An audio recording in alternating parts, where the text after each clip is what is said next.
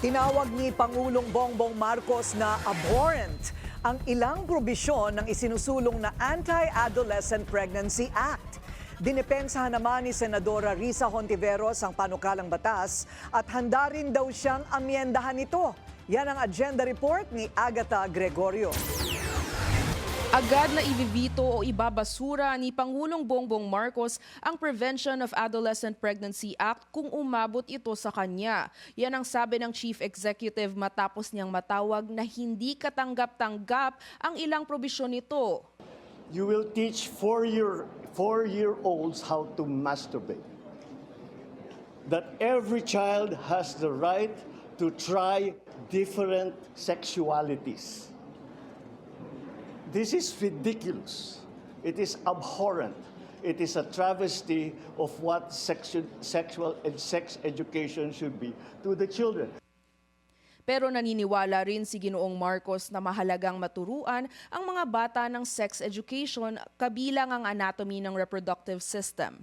The consequences of early pregnancy, the prevalence of HIV, kailangan ituro lahat yan para alam ng mga kabataan. Pero yung mga sinama nila na mga woke na absurdities are abhorrent to me.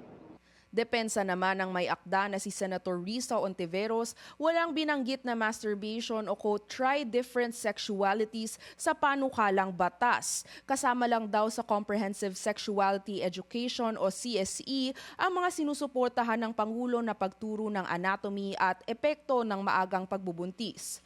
Maaalalang binatikos din ng grupong Project Dalisay ang bill dahil sinasabi rito na magiging gabay ang Education Department at international standards sa CSE.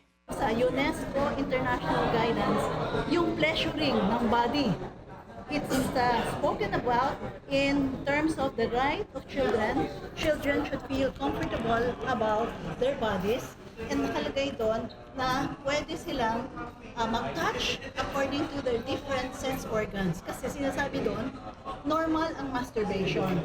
And masturbation is not harmful. Basta kailangan private lang.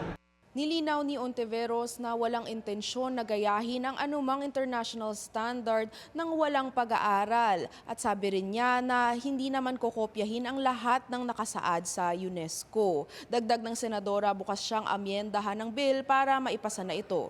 Para sa agenda, Agatha Gregorio, Billionaire News Channel.